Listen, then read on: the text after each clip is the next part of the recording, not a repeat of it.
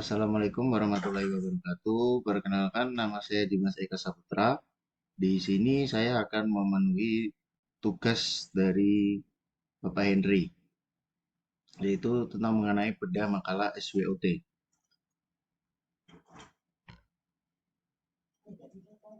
Bab strengths yang saya bahas yaitu pertama pertanyaannya, bagaimana teknologi pendidikan dapat meningkatkan motivasi belajar?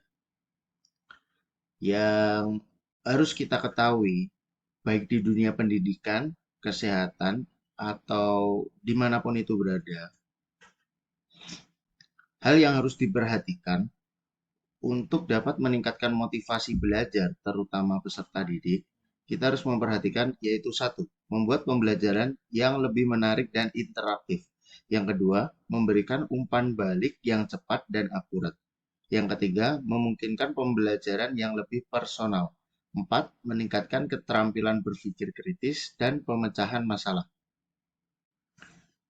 Membuat pembelajaran lebih menarik dan interaktif, contohnya PPT, media grafis, atau yang sejenisnya. Teknologi pendidikan dapat menjadi alat yang efektif untuk meningkatkan motivasi belajar siswa. Namun, pemanfaatan teknologi pendidikan perlu dilakukan dengan cermat dan tepat agar dapat memberikan hasil yang maksimal. Yang kedua yaitu bagaimana teknologi pendidikan dapat meningkatkan aksesibilitas pendidikan. Meningkatkan akses ke materi pembelajaran. Teknologi pendidikan dapat menyediakan materi pembelajaran yang dalam berbagai format sehingga siswa dan berbagai latar belakang dapat mengaksesnya.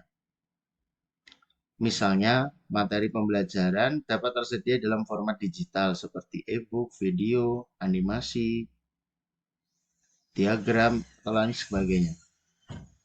Yang B, meningkatkan akses ke sumber daya pendidikan.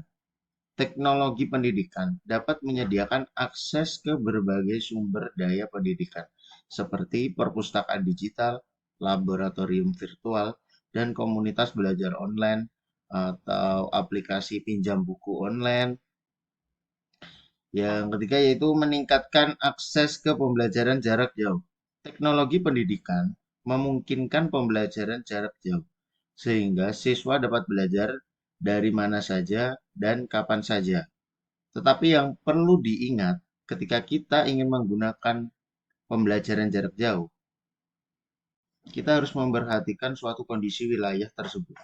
Karena tidak semua wilayah Indonesia dapat melaksanakan pembelajaran jarak jauh. Contohnya karena keterbatasan internet atau keterbatasan ekonomi sosial.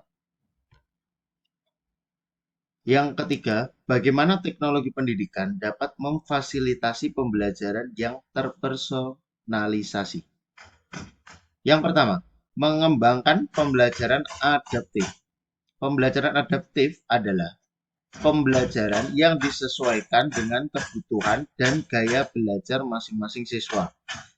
Teknologi pendidikan dapat digunakan untuk mengembangkan pembelajaran adaptif dengan menggunakan algoritma untuk mengumpulkan data tentang kinerja siswa dan menyesuaikan materi pembelajaran dan aktivitas belajar dengan kebutuhan siswa. Yang kedua, menyediakan umpan balik yang personal. Umpan balik yang personal itu apa sih? Umpan balik yang personal itu dapat membantu siswa untuk memahami kemajuan belajarnya dan meningkatkan kemampuannya. Yang ketiga yaitu memungkinkan pembelajaran yang mandiri. Pembelajaran mandiri adalah pembelajaran yang dilakukan siswa sendiri tanpa bimbingan guru. Karena itulah teknologi pendidikan ada. Sekian dari saya. Wassalamualaikum warahmatullahi wabarakatuh.